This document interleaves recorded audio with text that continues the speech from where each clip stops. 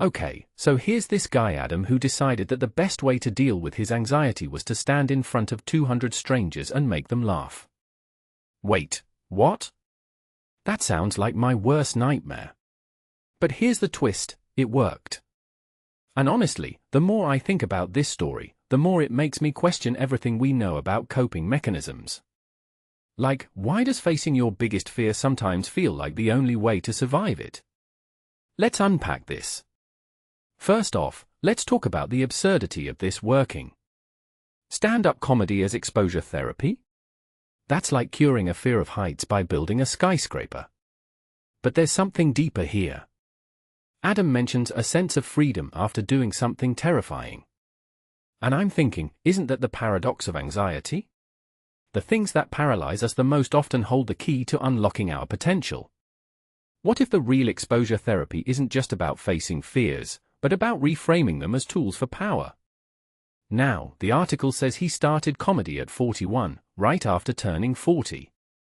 Which makes me wonder, how many of us hit a milestone age and suddenly think, wait, I'm not living yet? There's this cultural obsession with youth that makes us think we have to conquer fears in our 20s. But Adam's story flips that script. Midlife isn't the end, it's when some people finally get ruthless about not letting anxiety write their life story anymore. In my opinion, this challenges the whole bucket list concept. It's not about dying with no regrets, it's about living with deliberate recklessness. The mental health charities quote about avoiding anxiety-inducing situations is textbook correct.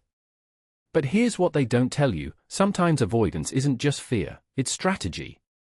Like, I avoid horror movies not because I'm weak, but because I value my sleep.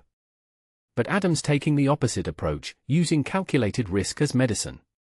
Which raises this question, when does avoidance become toxic, and when is it self-preservation?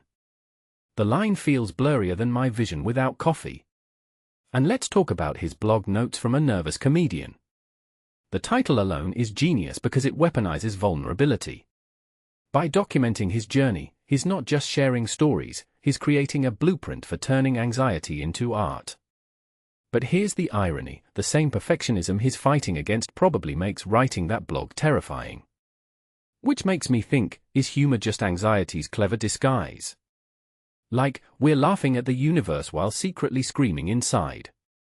Oh, and he left fitness to teach kids with learning difficulties.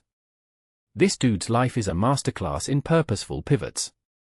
It's like he realized helping others overcome barriers was the real high-stakes comedy gig. But wait, does teaching kids with challenges make his anxiety better, or just give it a nobler focus? From my perspective, sometimes redirecting anxiety into empathy is the ultimate hack. You're still wired tight, but now you're using those vibrations to tune someone else's instrument. The roller coaster thing? Classic. Midlife crisis meets anxiety rebellion. But here's the kicker, he's stockpiling experiences specifically for comedy material. So his trauma becomes your laughter. Which makes me wonder, are we all just harvesting pain to monetize as content? Dark thought, but if it helps him, and us, process life better, maybe that's the new normal. So what's the bigger picture here? Adam's story isn't just about comedy curing anxiety. It's about how modern mental health strategies are evolving from avoidance to aggressive engagement. It's about finding your personal exposure therapy that doesn't just manage symptoms but rewrites the narrative. Personally, I think we're seeing a shift where people aren't just surviving anxiety, they're recruiting it as a twisted mentor. And maybe the real joke here is on anxiety itself, because when you laugh at your fears, they start losing their punchlines. What do you think? Is stand-up the next frontier for mental health treatment, or just a glorified adrenaline rush? Drop your thoughts below, because if there's one thing Adam's story proves, it's that sometimes the best insights come from the most unexpected stages.